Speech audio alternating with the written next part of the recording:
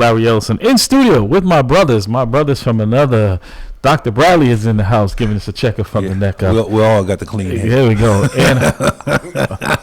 And Pierre Rose, our Rhodes Scholar. is with us. You know, as a child, we used to, in the Haitian Creole, we call it Tet Kali Boubis. What's the bald head? Say that again? Tet Kali. They beat your head. That sounds fancy. Yeah, it does. Tet Kali Boubis. Tet Kali. Tet Kali Boubis. Now, how come not Eddie Crispin didn't teach me that? Man? I'm learning more from you than my brother Eddie. He didn't teach me that. I don't know. Well, Eddie is not bald, so he probably... he shaves it pretty well. He shaves it down, but he's not bald. He don't have like this. So you don't qualify? No. He's not a member. No, he's not a Tet Kali. That's all right, brother. That's all right. You know, but it's you can never mess it up, man. It's always done the right way. You don't have to worry about that's 10 minutes in the morning. You don't have to worry about it. It's a little raking over the head. And since Dr. Bradley and his wife gave me that little shaver, I like that, huh? Oh, listen. Does it burn? Do you burn at all? Do you sting? No, I don't. I think it took a while for me to adjust to it because I've been using the razor, and so your hair follicles tend to grow a certain way, and now they've got to get used to the new cut.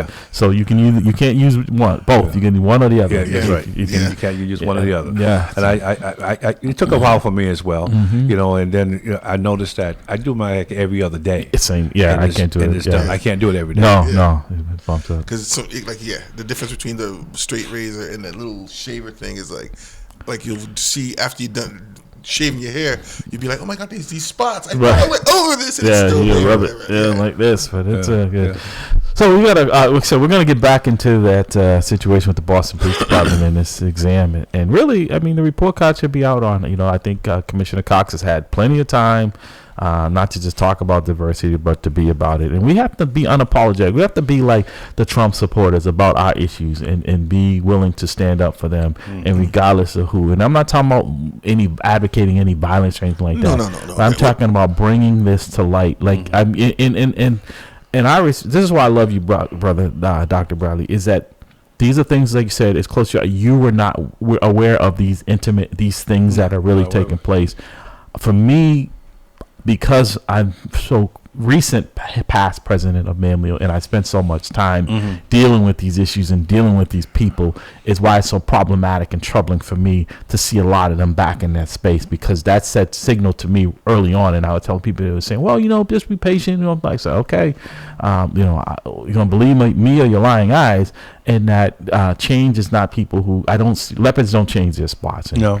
So. Well, and I'm really disappointed that that some of the same people that was the architect of destroying so many other people's careers are back in the fold, and that really it should be troubling to all of us. A shadow over fairness in the Boston Police Department. You have people like that running the show, and they're only back for their own personal gains. But we have a caller on the line. Good morning, caller. I know, I guess I should say is calling and talk about where we are. And it's ironic, it kind of falls in the same reparations here in the city of Boston. Good morning.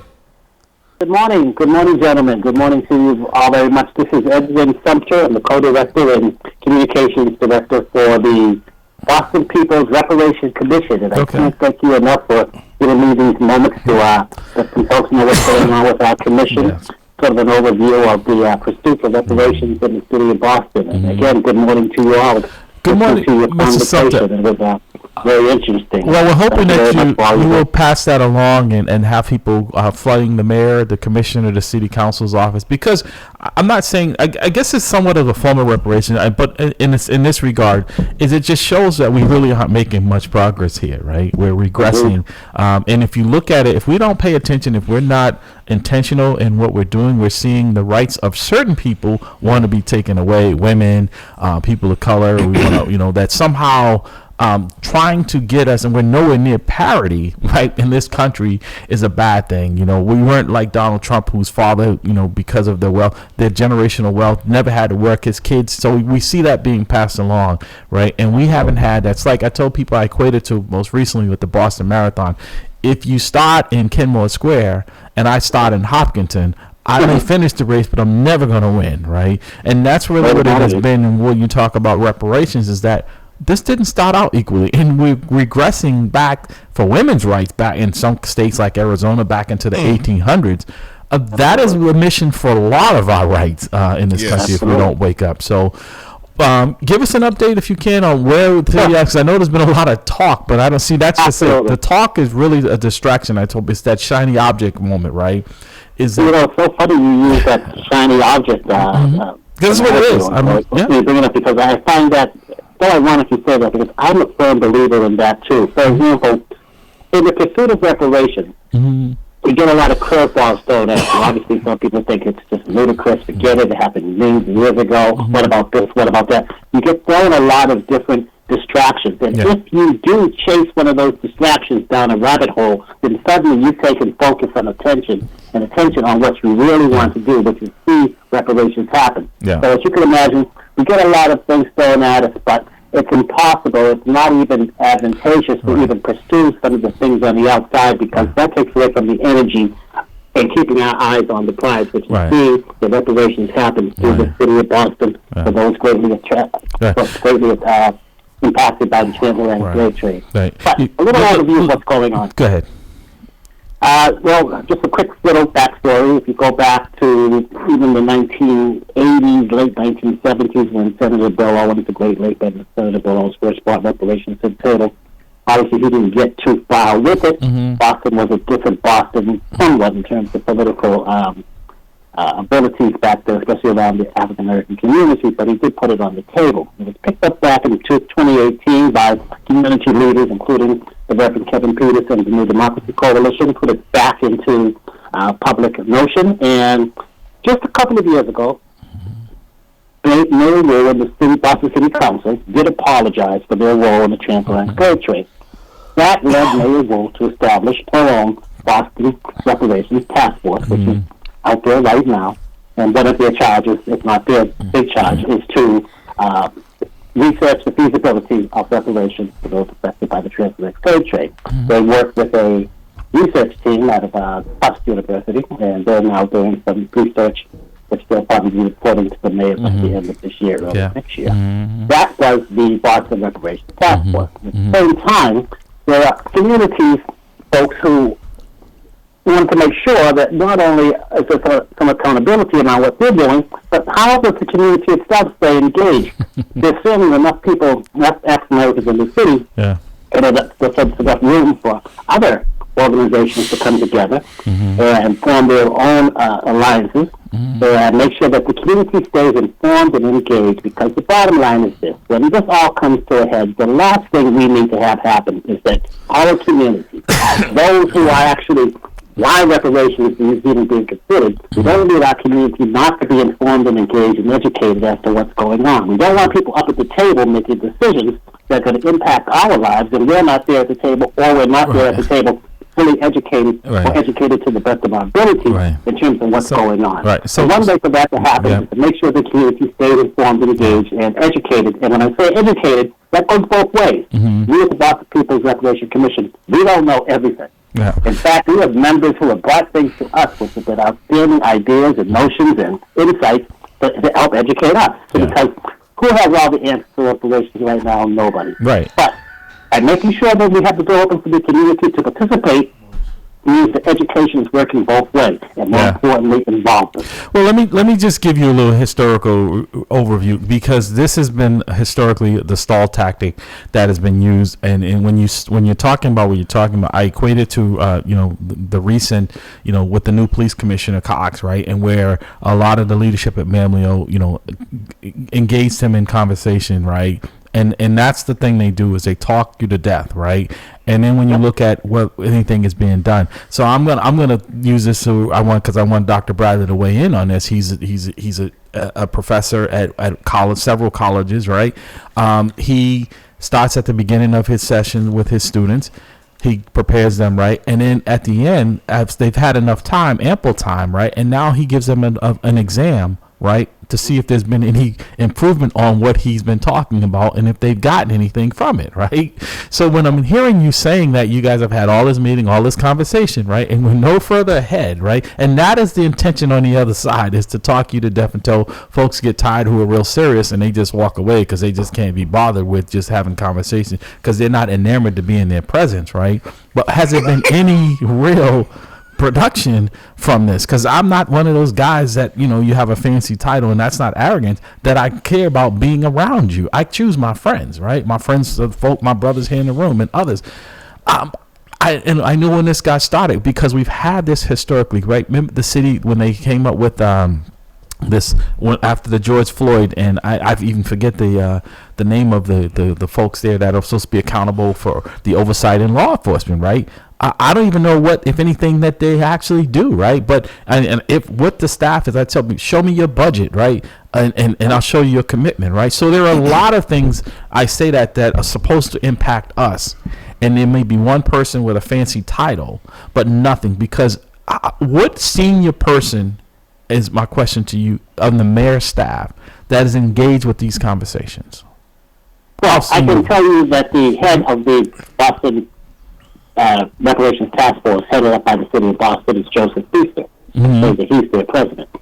And we have attended their meetings. They've come to our meetings.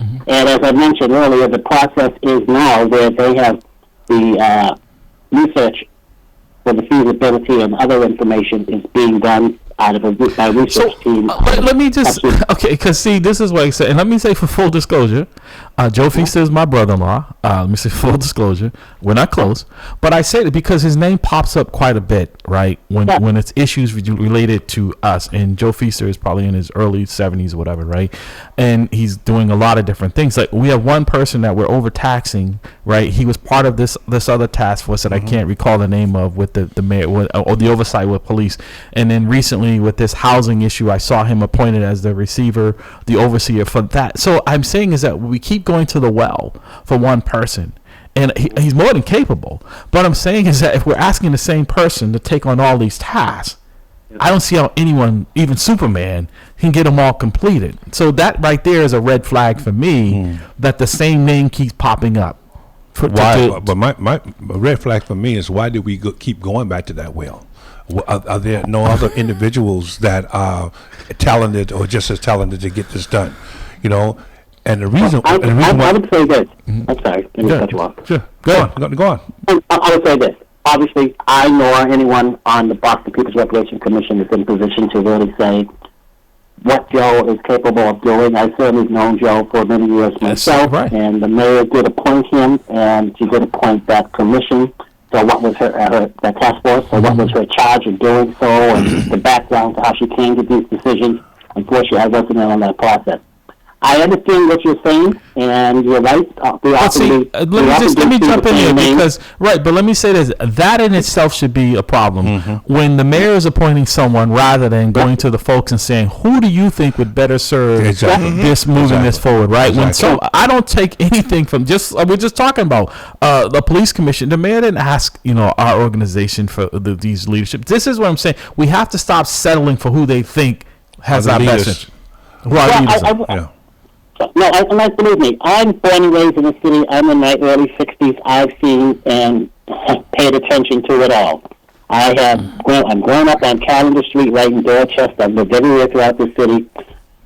I've written for a couple of small community newspapers, worked at WYOD, so I got to see it and hear it and all. So I will say this. One thing that I think that people can do to buttress what you're saying, or at least have another voice in terms of what's going on, because let's face it, gentlemen, what we're talking about is city government, and whether it's city government or state government, it is what it is. I understand we don't have to accept it. I'm sure we'd like to change it and some of the things that go on, but I'm not going to say that's another one of those shiny objects that can take away from what we're doing right now. But I will say this: what we've done at the Boston People's Reparation Commission is we know what you're saying. We've heard what you're saying, and we understand what you're saying. We hear this, and we hear other things. We hear things about ourselves. But the most important thing is we formed our commission. Our commission is consistent entirely of residents of the city of Boston. We ask our members who have joined us, who live in the communities and neighborhoods that have been impacted by how they've lived in the city of Boston as African Americans. And we just ask them to stay with us with these monthly meetings. Come to these monthly meetings, become engaged. We're engaging folks in 4 different ways: special events, education, communications, and community engagement. Those are the 4 pillars of our commission. Right. We've asked folks to come to our meeting and join those, which they do. And we've gotten to the point now that we're I have to interrupt you because, and in all due respect, because I've been to not these meetings, but I've been to meetings and people meet just to meet, and I'm not saying that's the case, but I'm saying is this has been going on long. We know what the problem. We've identified the problem. I'm like I'm in the restaurant, right? I'm going to treat you like I'm in a restaurant. Check, please, because that's the only thing we should really be discussing. Because this is really comes down to we have an education system that is to me is a bigger reparation that we need to resolve, right? We have displacement here. Just recently reporting out that the average price for a home in the city of Boston has reached $900,000, right? So we're being moved out of the city. We're being displaced in an alarming numbers. And yet, we're having a monthly. This should be an everyday conversation. So if we're having it once a month, so the mayor can say we're engaged in this conversation, because that's the tactic that they used to do with us. Oh, well, we meet with MAMLEO, we meet with them, right? But nothing gets resolved, nothing gets done. The only thing that we've gotten any traction, hold on, and I'll let you finish, is through litigation. Honestly, is the only thing they understand. Is a financial cost to it, and that's to the taxpayers, but at least someone is being held financially responsible for this, because right now, with the recent conversations about the shortfalls at the state level as well as at the city level, I don't see them ponying up anything financially. So a couple of things. Yeah, you're absolutely right. Litigation eventually at some point will have to be part of this process, but for many folks. Now, I mean, you and maybe I, and some others listening here on Boston Press Radio this morning, we may be very familiar with the words reparations, and you just said that it's been around for some time. But I got to tell you, sir, for a lot of black folk in the city of Boston, reparations, even the conversations, is something new and something that's brought to the table. And those are the people who are mostly concerned about through the Boston People's Reparation Commission. Those who have just maybe heard the words in the faintest voice, but don't understand what's going on with it, hasn't been informed what's happening. So we just want to make sure. Right. So what organizations? What other organizations do you have? Like, the Lawyers for Civil Rights, is the NAACP, organizations such as are they part of this conversation? I've not heard too much from the NAACP around reparations. I haven't heard too much from the Urban League. Certainly. I haven't. There's also a reparations. The Lawyers for Civil Rights, because I tell you, Yvonne Espinoza, the executive director there, and his team, Sophia Hall, they have been phenomenal with us in our fight in this and getting equality. Those are people, like I said, if you really want to bring some serious contenders to this, those are people you should reach out to. This is the Lawyers for Civil Rights. And I do believe that at some point, all these different reparations forces that are out there, like there is a state bill. Heralded by Liz Miranda for the statewide reparations. There's a few other organizations here in Boston that are also becoming part of the process, and I think all of us have to stay in charge. That is just to make sure people come aboard. But you're absolutely right. Now, in terms of furthering here in the city of Boston, I mean, in terms of the mayor setting up. We got. I don't want to. No, I'm saying we've got some calls coming in. I want to get those as well. But I just want to say, go ahead. That our meeting today. Is right down the road from where you guys are, 10 Dunbar Ave, the Unity Sports and Cultural Club. We're having our first meeting at that location after moving up from Libyan Square. And it's at 2 p.m. today. And we'd like folks, especially if you're in this area, this Carbon Square, this Dorchester Ave, this Ashmont area. What is the agenda for today's meeting? The agenda for today's meeting is we're going to sort of initiate a grand opening at our new location. We're going to have President of the organization, Kevin Peterson, speak. Myself, I'll speak. Heather Cook, our co-director, will speak. We'll talk about what's been going on with the commission. We're also going to branch off into the 4 different groups that I talked about: education, community engagement, special events, and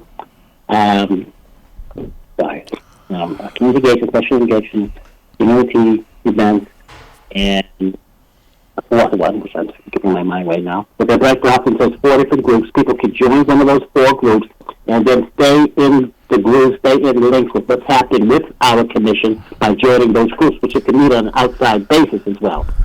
So that way, let's say get people involved. You get a chance to join a group. You will keep you up on the different events we have coming up throughout the month. And again, our interest has been really great. I mean, obviously we've been in the media quite a bit lately, but what's most important to us is that we've gotten so big in size, we've had to move up to the Unity Sports and Cultural Club. And that says a lot about the community wanting to stay engaged in what's happening.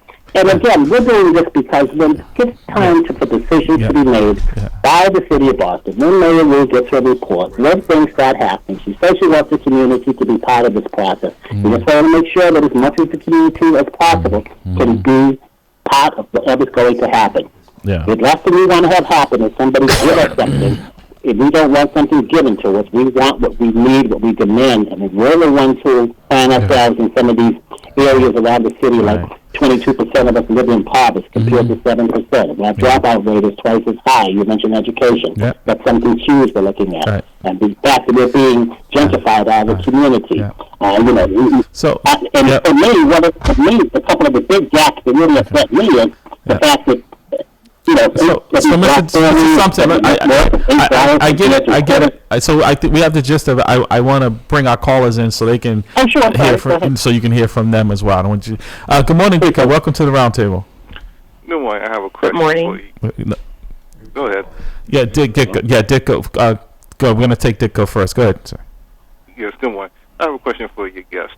My question is, and again, I heard this reparations all my life. But the main question I have is, and hasn't been answered yet, is, are we going to see reparations in our lifetimes? Not not a century, not 2 centuries, not 3 centuries, but the here and now. Are we going to see reparations? Because don't get me wrong, I'm an elected official, I'm a registered voter, but I don't trust anything what Mayor Wu is doing, huh?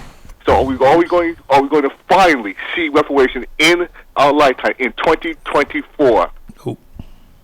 Great question. And I'm going to give you an honest answer. No. If the mayor's task force isn't going to report to her until the end of the year, which goes into next year, if anything is going to happen, it clearly wouldn't be this year. I guess, in terms of whether it's going to happen in your lifetime and my lifetime, my brother, I'll say this.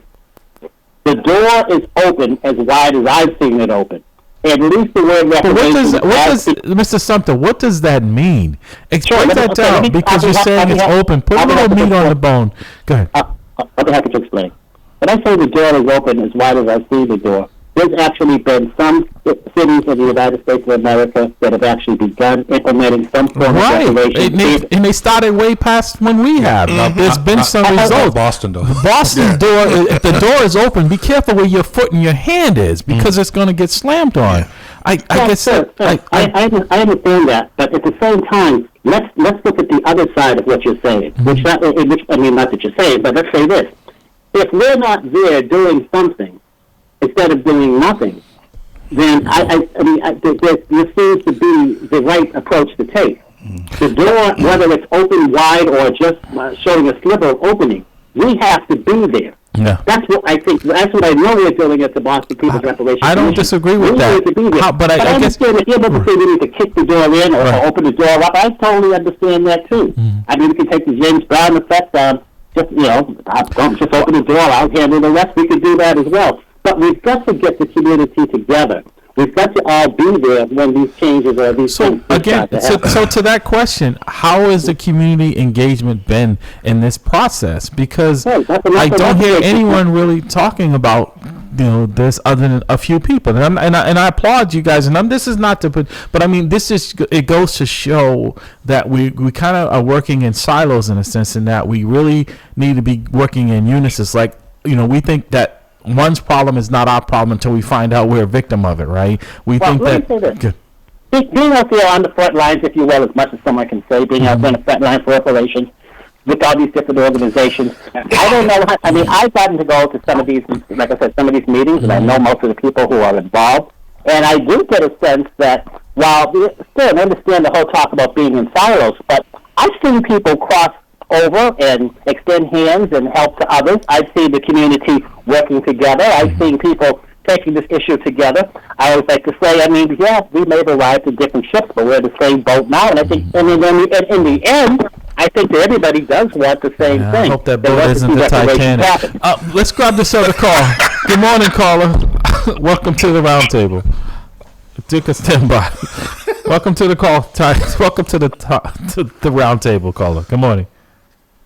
Hello? Hello, yes. Hello? Go ahead, caller. You have a question or a comment? Is it my turn? Yes, it is. You have a comment or a question? Yes. I just wanted to ask about the existing racism, obvious racism in the trade unions, and the fact that we have almost $61 billion coming in construction. We're in the biggest construction boom that Boston has had. I think it's the third largest right now. And the opportunity for black people to be qualified to take these lucrative jobs that apprenticeships start at 60,000 to 80,000. Right. No, so right. So I get it. Let me just sum that up for you. So I get it. So Mr. Sumter, she's raising a very valid point, right? Where if we this is why I don't take this conversation with the city, not what you're doing. I support what you're doing, but the city's part of this and why they're being disingenuous, because exactly what this caller is outlining. If you were talking about reparations, we don't need reparations to bridge that divide. The fact that there really hasn't been much of an effort, right? Less than 1% of the procurements for the city of Boston go to people of color, right? There are things that can be done. Right. There are things that can be done right now. The lack of education in our schools, reparations. There is a long laundry list of things that could be done while the conversations are taking place once a month that could move us forward, right? This is why I think it's disingenuous what the city is proposing to you guys, and bring me a report and give me another 6 months, and now we're heading into the election year next year, so I can pretend that I'm doing something to address this problem that we know already exists. Show me some tangible evidence that you've moved the needle in these issues that really don't need a reparation, just need common sense, that need a commitment to deal with. Am I overstating this, John? Help me out here. No, you're not. I'm sitting here. Hold on. I haven't spoken yet. I've just been listening to this, and I'm saying to myself as I listen to this young man speak, how are you informing me as a regular citizen who doesn't know anything at all about this, but you want my support? You're trying to inspire me. At what point are you informing me about, what is reparation?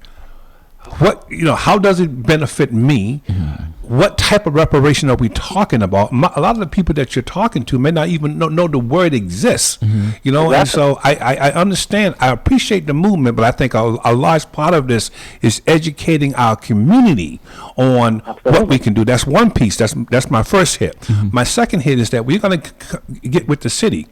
We're going to ask the city to participate. I agree with you. The city has to show me something I can put my hands on, I can put my teeth in, that says that I'm serious about this, and we're going to move forward with you. There are other cities around the country. Let me say this. There's other cities around the country, San Francisco being one of them, all right, who have actually moved on this. Yeah. And people have actually benefited from this, And reparation does not just have to be cash. It could be a whole host of other things that our people were deprived of. But this is what I'm saying. When the caller brought this up, when she's talking about this, and we're talking about things that you could see that right there that we should be doing, that would convince me that you're serious, that we're moving in the form of reparations, right?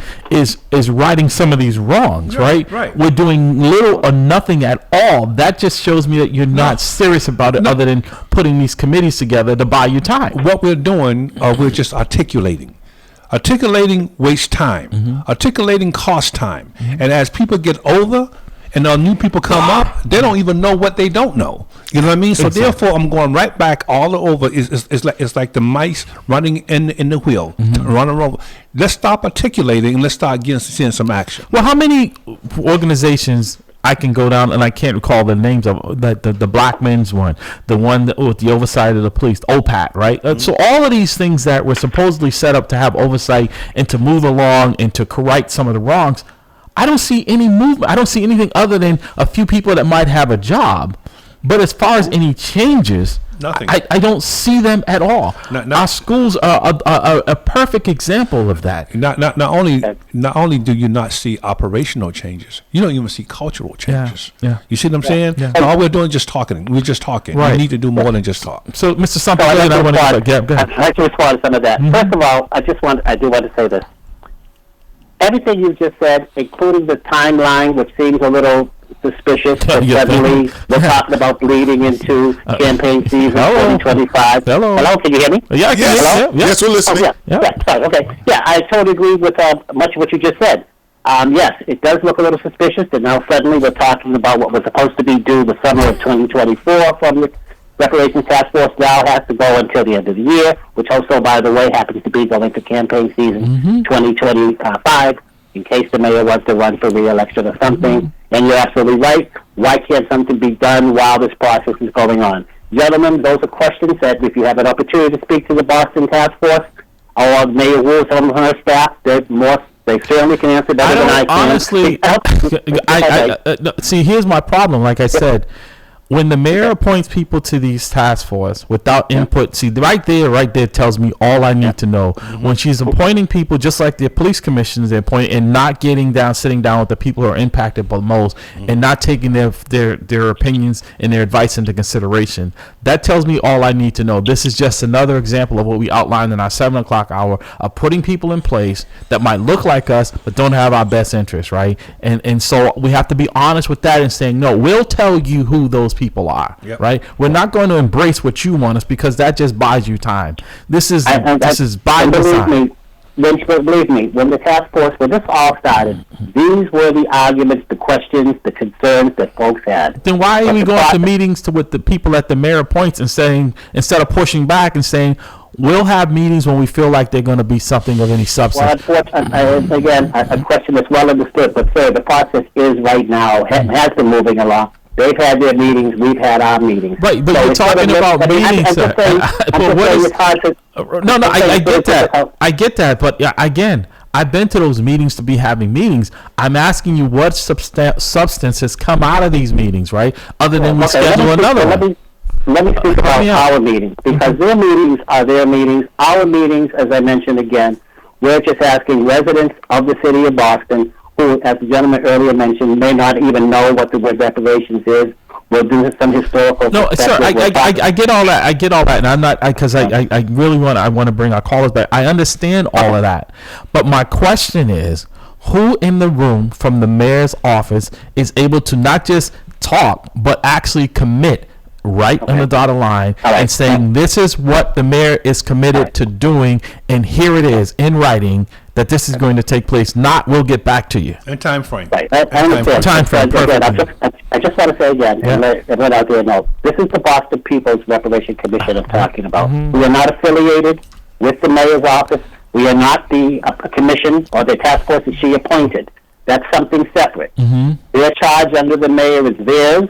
And hopefully you'll have, they have 9 members on that task force. Are they from the school committee? Because this is him saying, again, another appointed I'm just saying your questions are extremely valid, but they would be better served to be asked by one of the 9 members who is supposed to be made up of people, who are representative, and at least the mayor's description of the city of Boston. Those are the folks that you should have right there, or on the air or in person, and ask them these very questions. What we can do at the Boston People's Reparations Commission is to hold them accountable, is to make comments, is to engage in conversation, let the community know what's going on. But again, I think I really want to stress what's so important for us is that we do our monthly meetings, that we keep this in the air. Are these meetings available by Zoom? Because everyone, I know folks are doing it. Do you guys hybrid? One thing that Zoom is great, but I understand in person, but not everyone can be in person. So that's right. Exactly. And right now, we stayed away from Zoom meetings because we really want people to come to these. So why don't just a recommendation? Why not record them and then maybe push them out on the social media? Because I think our information on our meeting is there for people who want information. But in terms of doing it live, we'd like to hold the meetings live in person and have a gathering and have community come together. And so far, that's worked for us to our speed. To the point now we're moving to right down the road again today, 2 p.m., 10 Dunbar Ave, the Unity Sports and Cultural Club. And if you're in this area, what I'm talking about, and you'd like to hear more about what's going on, the preparations, what's going on with our commission, become part of our team, we certainly invite everybody to come down. Obviously, we have the Is there a contact number or anything they can reach out to anyone? Absolutely. If you take those 4 words, Boston People's Reparation Commission, and input it in social media, you'll pull up all of our information. Or you can reach out to me directly, Edwin Sumter, EDWIN, SUMPTER, and you can reach me at eSumter2006 at Yahoo. All right, Mr. Thompson, stand by because some comments on the. Okay. Stand by. So this is actually just I saw this post by I think Kevin Peterson. It says, not sure why the City of Boston's Reparations Task Force would distribute a reparations flyer to nearly 800,000 Bostonians, wherein the majority of the people protesting in this flyer are white and led by a white woman. And then the city's Reparations Task Force cancels its planned meeting Tuesday. Something doesn't feel right. Yeah. Well, like I said, it's the I will respond to that. They had a meeting last month that didn't particularly go over too well with the community, and this month they canceled their meeting. As to why they're doing this and why they feel that they needed to cancel this month's meeting, all I saw was an email that they put out that it was canceled. They didn't go into why. All you need to know. They did mention that their next meeting is next month. So Brother Rhodes has a comment for you. All I'm going to say is that this government is supposed to be a representative government, and if you're supposed to represent the people, why isn't the mayor coming to the people and asking the people? As Larry eloquently stated, she could have come to MAMLEO. She could have come to the different organizations that actually had a stake in the game to actually find out what was going on to get their input. She didn't necessarily have to implement what they told her, but she never actually even bothered to actually find out from the different contingencies what they wanted. If you want to represent the people, find out what the people want and need, and then actually adjust those things. She will come when it's time to vote. But I think that's why he highlighted it, that this has been pushed back as a campaign kickoff for 2025. That look what we're doing. We're talking about we're talking. What have we done? What's in the discussion, right? So just stick with me until after the election, and then we'll put it back on the back burner again. And you got a black police commissioner, right? Yeah. You look at what we've done so far. And here we've been talking about that we're regressing under that administration. So, Dick, any final questions from you before we let you go, sir? Don't get me wrong. I hear all the arguments and points, but one thing that hasn't come up is positivity. What are we getting out of this? Are we learning anything from going to these monthly meetings? Because all I hear is meetings. Anybody can have a meeting. We're having a meeting right now. But are we being productive? Are we learning anything? It's the definition of insanity here. Yeah. And also, my final question is, for all the 13 city councilors, are they on board with reparations, or is just the old saying, get along to get along? Because I don't hear none of them talking about, okay, we're going to do reparations for the people, because they represent us, not the other way around, though.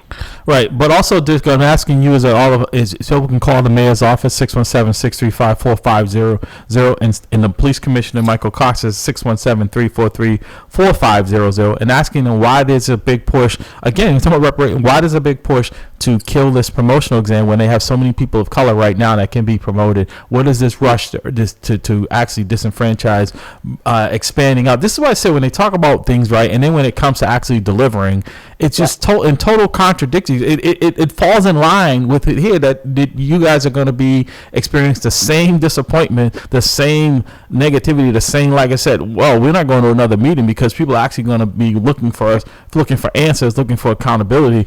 We got to postpone that, and we'll talk about it during the election period that we're working. I disagree with that because I haven't seen that evidence. But again, I'm talking about my commission. I am in terms of what the mayor's task force. No, that's what I'm talking. I'm not talking about you. I'm talking about the mayor's. That's what I'm talking about. Yeah. So again, I can only talk. Obviously, not being part of that task force, I can only go by what I see. Yeah. And as I mentioned, they did have a meeting in March that were some issues in that meeting, and then they canceled this month's meeting. Okay. I don't know why they canceled this month's meeting. Okay. I'm surprised as anyone that they would, because this is such an important issue to the community, and I understand those who say, is it really that important in this Thank issue? you. Exactly. I understand that, Right. because believe me, I'm not a conspiracy theorist. No, but no, but the facts are the facts. So education is important, should be important to a community. But it's not I'm not a conspiracy theorist, but believe me, I also line up the times and dates like you do. Yeah. Now suddenly this is going to bleed into 2025. Certainly, it's something that any mayor in any city could point to and say, "Hey, look what I'm doing. Not what I've done, but look what I'm doing." We're working on my it. brother. I know the difference between the two. Exactly. But at the same time, I'm going to reiterate, and I know I might sound like a broken record here.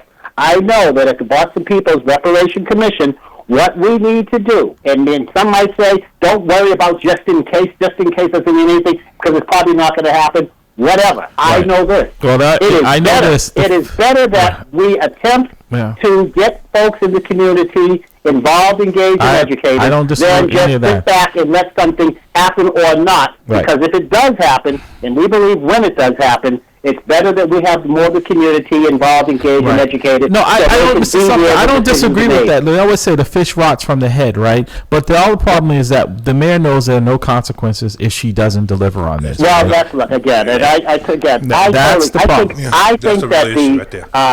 transparency and the truth of what could or will or whatever happened is very important. I know that we're very honest with our folks, just as we're very honest with each other. This conversation we're having right now, I'm really glad that we're having this conversation, because I hope that folks are really listening to all of these possibilities and where things stand. And you're absolutely right. The gentleman a little while ago, maybe it was you, who said, while we're waiting means that nothing is happening. Believe me, my brothers, that is so frustrating to me as well. But I know that at least with the Boston People's Reparation Commission, I can point to something that's happening, and that is we're still going forward, keeping people informed and engaged and educated. Now, that might not sound like more than just meetings, and it might sound like, we've been through that a million times. But the important thing is, though, is that we're doing something. Right. Because it's better we're doing something and something happens and we're ready. So we do nothing and something happens and we're lost. We're limited on time. Dick, thank you, sir, for that. I want to bring us on.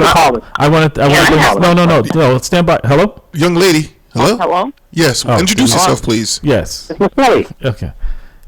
Yeah, call. Go ahead. Go ahead, call it. Yes, hello? You wanted to follow up? Yeah. Is the guest there? He's still there. Hi, Miss Kenny. I'm here. How are you? Yeah. How you doing? How are you? I'm doing great. Yeah, I was just good saying to speak to you again.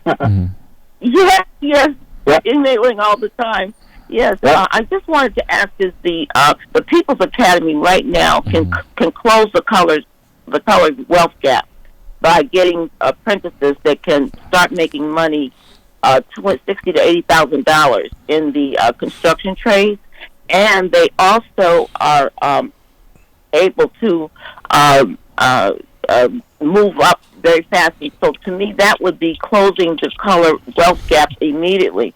So is the People's Academy, it's a program that's ready to go to get people into this wealthy type of jobs. It's access to the middle class. I would say wealthy. Is a part of reparations? No, there is no real discussion because the people in the mayor's circle, her orbit, are not at the table, right? They're not the ones, these organizations, as Mr. Sumter is part of, they're very good, and I support them, just like I support the People's Academy. For full disclosure, I serve on the board in the People's Academy.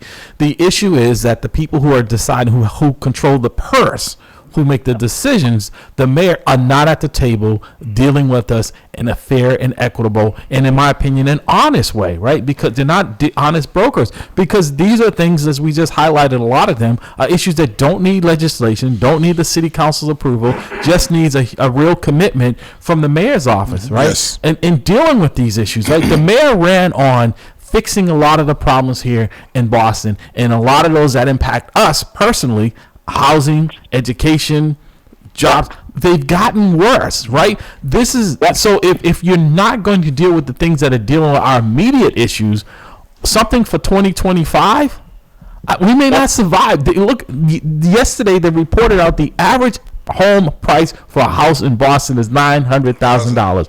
Come January, how many fewer people that look like us you think are going to be living in the city of Boston? Yeah. That number is only increasing every day. And I'll tell you now, when we talk about statistics, which I'm a huge fan of statistics, but the statistics for our community, as for communities around the country, are harrowing in some respects. You know, we talk a lot about the wealth gap achievement, the wealth gap in Boston, $8 the average worth of every black family compared to $250 every white family. And it's gotten worse since that study. I got to tell you, yeah. There's another gap that people need to worry about.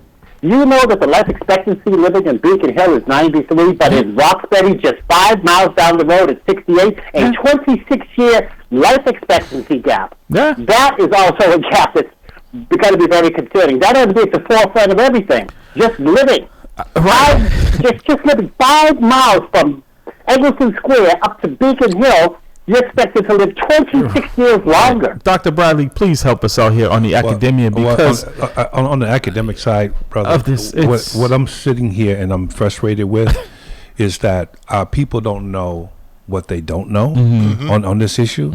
And one of the areas that I would start out, if I were actually doing a course in this, is I would start out with explaining how many different demographics of people or organizations have been given reparation in payment of what they had done, what the government has done to them, except black people. All right. So I would actually, you know, and this is the way I think that this particular organization can be extremely helpful with actually educating our people on what reparation is and how reparation is carried, why it needs to be carried out in all institutions, not just government. Because if you think about it, this whole issue around the critical race theory is talking about institutions discriminating against people that look like us.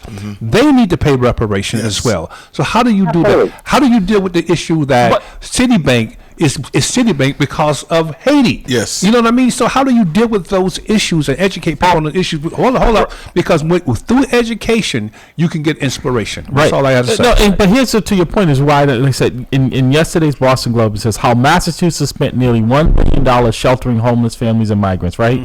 We know who that population is, right? It's people that look like us, and it's already a problem with you. So do you think that if they're complaining about spending this just to try to keep people in sheltering them and giving them the basic necessities, you think this same folks are going to tolerate them doing anything to move our agenda? It's like I said, it's the definition of insanity. Until we as a folks get together, like, look at the craziness in reason to equating with the Donald Trump supporters. We should be just as advocate together in saying we matter. Let me just I say this in the word of the great Joe Madison. I'm going to put this where the goats can get it. Okay.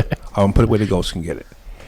If you do not do what we're asking you to do, don't come to the black community for political support. Right. We will not vote for you. Or by the way, we will vote, but we won't be for you. And so until the politicians understand that it's going to cost them, you know, that level of support, not just financially, but elections. They're not going to get it. That's right. Because see, what happened here is that we cut off our own nose despite our face, because we don't vote. Right. And when we don't vote, they don't care about what they're saying. And to your point, and well taken, right, is that when you talk about the voting part of it, right, the other side has said, you know what, even if you have an R beside your name, but if you're not advocating for what we want, we're coming after you. We're holding you accountable, even if you're in our party. And they have moved all those folks who are as radical as it is.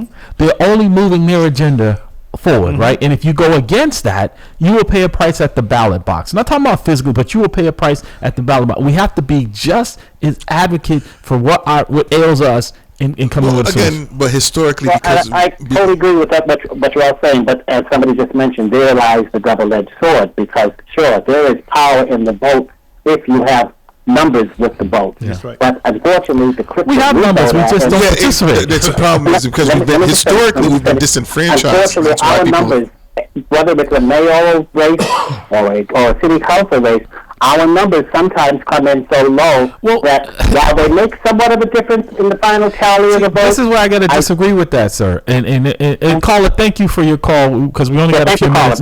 Thank you, caller. Is Mr. Sumter, is that I've worked, up until this year at these polls, and I look at the number of people that are eligible to vote, and I look at the people that come out to vote. So it's not that we don't have the numbers; we just don't participate in a way that the numbers are meaningful. So I don't want people to understand that the numbers. If we voted in the and so look, they don't teach civics anymore. I know folks that used to drive. Do security for Mayor Menino. Well, that's exactly what I'm saying. I know. Let me just finish this statement because I think it's important. I know folks that were part of the Mayor Menino's security detail, and it was an officer of color. And he asked the mayor one time, because driving around, why don't you go to certain parts of the neighborhoods? And he told him point blank, they don't vote. They don't vote. They don't vote. Sure. So I don't think that's okay. Go ahead. No, I'm saying. So why do you think that you go into West Roxbury, right? And I'm not saying these folks aren't deserving of the services. It's like night and day, right? And that's the thing. But you work the polls. I've worked the polls. I mean, you're absolutely right. The amount of people who could vote, who could register to vote, it's shocking sometimes compared to those who actually do go out and vote. But just as you said, the politicians know that as well. Yeah. So, Mr. Sumter, that's not new. Right. So we've got 2 minutes, and I want to give you ample time to actually announce your in any closing remarks. So the location and the time of your event today. Once again, and I just want to thank everybody, and I want to thank you, gentlemen, really for this very engaging conversation, because this is an important issue that does need to be emotional. It needs to be it needs to be thought out. It needs to be given very clear, and people need to hear both sides of the conversation. And I'm really thankful that we were able to have this back and forth. For those listening, we are now the Boston People's Recreation Commission. We're holding our 7th meeting in the community, but this is at our new location, the Unity Sports and Cultural Club, 10 Dunbar Street, in Dorchester, down the road from Boston.F, right down the road from Boston Praise Radio. So we're new to the area. So we're in this Carbon Square area. We invite you to walk on over today at 2 p.m. Come on over, meet those of us on the commission. Refreshments will be served, and see what the meeting's like, hear about what's happening with reparations in the city of Boston, and the things that we want to do. We have an agenda set up. We're very strict on time. We'll have you in at 2. We'll have you out at 4. And we really want to have you come by and meet folks and meet some new friends as we go after this demand for reparations. I just want to ask you one question before you leave. Any part of your agenda is helping people get registered and vote? Any part of that agenda is making sure people... We definitely, as you know, Reverend Kevin Peterson is the founder director of this, and voter registration, voter engagement is a big piece of this. So moving forward, we are going to add different components that can impact the community beyond reparations. We've got to go. Thank you, sir. We've got to go. And on a refreshment, I hope there's adult beverages. I'm going to need one after this broadcast. Thank you for listening to the Round Table with Family. We'll take a break. Thank you very much. We'll be right back. Look forward to seeing you today at 2. Bye-bye. Thank you so much, guys. We're going to pick this up after the break.